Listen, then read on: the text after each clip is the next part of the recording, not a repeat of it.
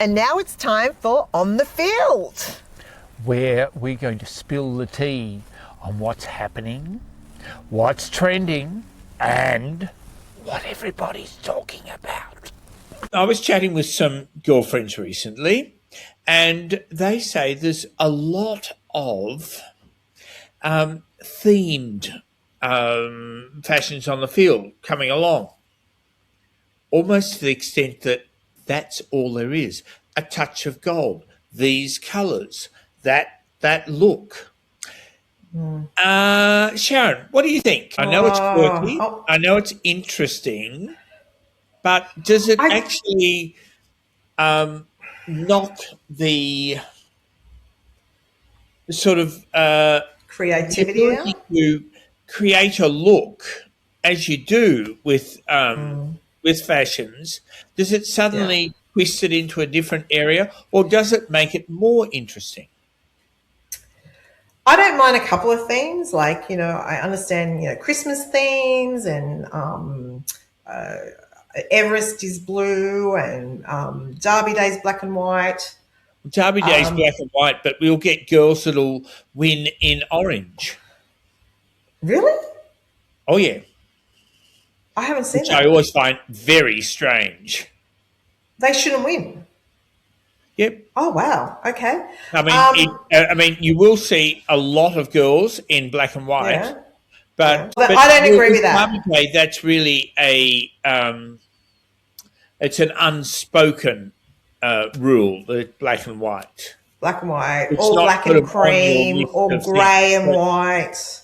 Yeah. There's like little things that you can do to still be on trend and follow the code of Derby Day. I believe Derby Day should be traditional. I am a traditionalist. Well, for races I am. So, I always say, necklines up, hemlines down, necklines up. But for Derby Day, definitely stick to black and white. Other days, I'm now getting I think it's a little bit too much. I understand when there might be something special, like a club's got a 20-year anniversary and their colours might be blue and yellow or something. And then that gives us a bit of an idea. Yes, you're right. Exactly. That is fine. But, if you're now being told what to wear to the races on any day, well, I'm not really happy about that, because my wardrobe's all different colours, and I just don't want to go out and I don't want to wear red if I don't feel like I'm a red day, I'm not into things it's too a really much. hard one. I can understand It is a hard why some of the tracks would actually go, well, this is going to give us a particular look, It's sort of like Gold Cup wear gold. Exactly. The golden slipper. Excuse.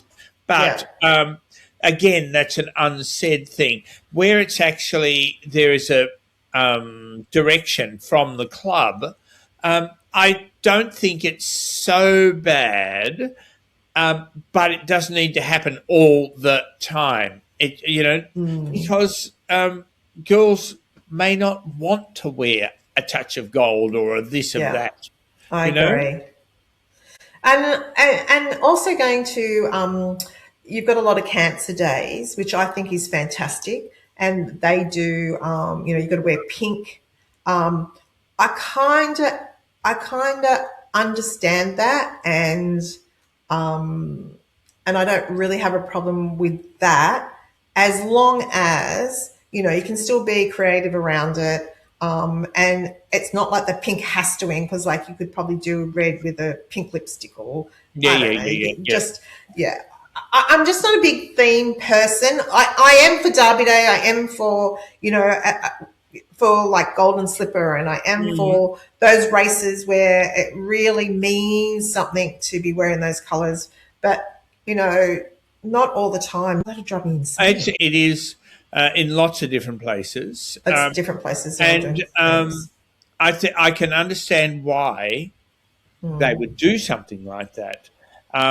It's just that it's also fabulous just to see everyone dressed the way they would like they want to dress. Yeah, I agree. So fingers crossed. Yeah, that hasn't won me on that. Enjoy it and occasionally throw it in, but not all the time. Anyway, yes. That's our fault. That's 2 cents worth. This is Local Legends, where country talent takes centre stage.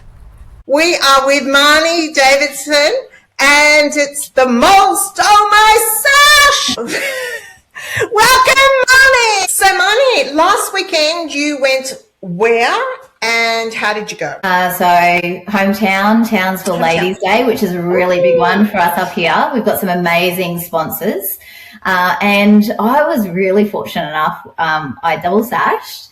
It's my first double sash win. And I won in millinery and couples. And so my husband, who is fantastic, he's a good sport. He lets me dress him up, and I tell you what, he steals the show up there. He wiggles his bum. He's a bit cheeky. Yeah.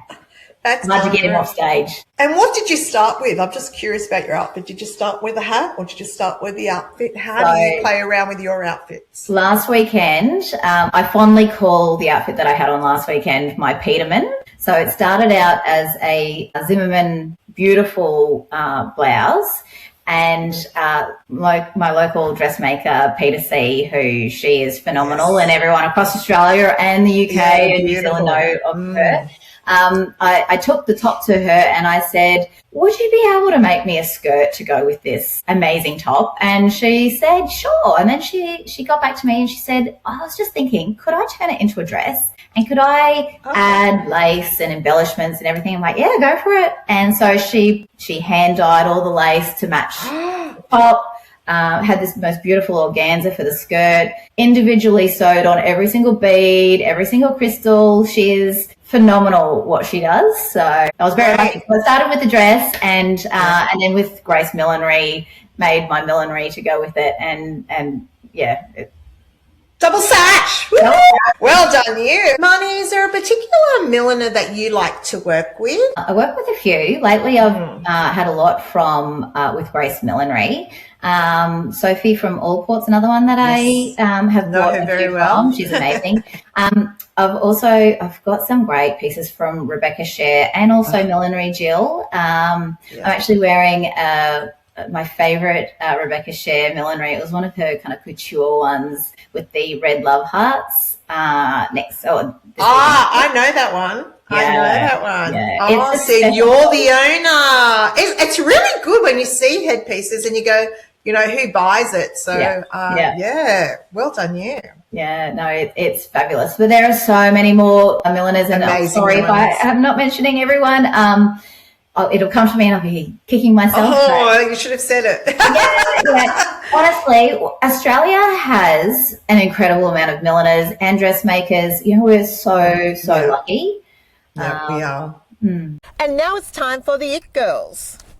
Those superstars that everybody's chasing. The last of the letterbox, and there are lots of letters on this. It's like, that bloody Sharon, what did she look like when she was competing? So we've got rather a lovely shot of her. She didn't look too bad at all. Thanks very much. Did you enjoy competing when you were doing it, my darling? Well, that one I didn't have to do much because that was a Melbourne Cup breakfast, and it was something like 25 years ago. And you know how we say... Did you say 605 years ago? Not quite. Really? That outfit has been pulled apart that many times and added different accessories to it. So that's what I mean when, buy a really nice outfit that suits your body shape and something you love. So all that pink is I just hand sewed it all on. And that has been black, red and white. It's been pink and black. It's been white and black. It's been just black because originally it was black. So I certainly got my wear out of that outfit, but I was quite creative in that I did have it for a few years. And again, that was off the rack. So this is what I'm saying about the off rack stuff. So that was a covers outfit. I used to love covers because their style always suited me. So again, I would buy the simple colours like the black and the cream and I had a bit of a camel suit and a red suit. I just bought everything, especially when it went on sale. I just go and buy it, and I just put it away and work out how I'm going to change it or do it up. And so that outfit, I just loved, and I had worn it a few times, as I said, differently. The hat was pretty much out there. It didn't start out the way it looked, because remember, Neil, I always like to add just a little bit more, so those feathers were a bit let me tell you, ladies, we like to add a little bit more. When in doubt, keep adding. Keep adding. And inside the hat there's a bird in there. There's a bird in all the flowers to match the pink. And those feathers were just right out there. And by the way, everybody, that's not my hat. No, it's not. Sorry, Neil. I know.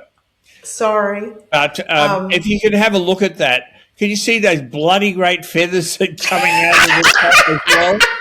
When in doubt, add more. I don't know where I got those from. With the feathers. Yeah, well, they weren't with that hat. Half of the stuff that's in that hat was not with the hat. No, but so, I mean, Kmart sell lots of really good stuff. That event was actually at the Sir Stamford in Melbourne. They always had a fantastic breakfast. Well, there was two breakfasts. I've been to one or two of those. Yeah, I love it. So we had a routine that we'd start at the Stamford because that's where we were always staying. And then from there you go to the Westin, because the Westin then carried on. It was incredible. But because we're staying at the Sir Stamford, that's where we start. So they started a bit earlier, and then you'd walk down the road to the Westin. They were incredible days. Cup Day is about 19 hours, really. I know. The night before. Oh my God, I know. It goes on. You're always in a marquee. We had a certain routine. So ours was 2 breakfasts, and then one of the girls was staying at the Westin. So we'd go up there and we'd all massage our feet and get ready, and then we'd head out to the races, and we'd only go out there for, say, at race 4 or 5, because the breakfast was too amazing. And then we always had reserve seating for Melbourne Cup Day. That was our thing. Reserve seating, watch the races. We do the walk down the bottom before we went upstairs to our seat. And basically when the race was over, we'd shoot off, and it was always the flower drum on Melbourne Cup night. And it was a routine. That is something that, because I'd been going to the Melbourne Cup for 28 years straight, and it was tradition. It was just what we did all the time. So, I mean, that's a fabulous thing. It's sort of like, I'm now getting to the stage, I can do a breakfast, but I don't always do it. But then it's like a day at the races, and you're leaving at sort of 5 o'clock or so. I mean, there's still racing at that stage. Yeah. But then you're just heading out, and you talk to people, and they go, right, now we're off. We're going here for drinks, and then we go on for dinner. And oh my goodness! I know. You really needed stamina. Like my favourite race day, and too much for me. I know. Derby Day is my favourite day, and I want to be there for every single race. So that's my. I liked having the restaurant on Derby Day, but I'm happy I've got a runner. Hope, but thank God you do. Yeah, well, it's so exciting. So I can't wait to get my outfit made. I'm going to get something made for Derby Day and something made for Melbourne Cup. I know. Girls, that's what it's all about. It is August. We are talking about November. Well, actually, the end of October. November, yeah. So I hope you're all thinking about Melbourne Cup and the Cup Carnival. There's lots of racing in between. But, I think you need to chase up your milliner as well. Get your frocks together, and we'll see you down there, maybe for a breakfast, maybe out at the track. I'll be looking over the glass of champagne. All right?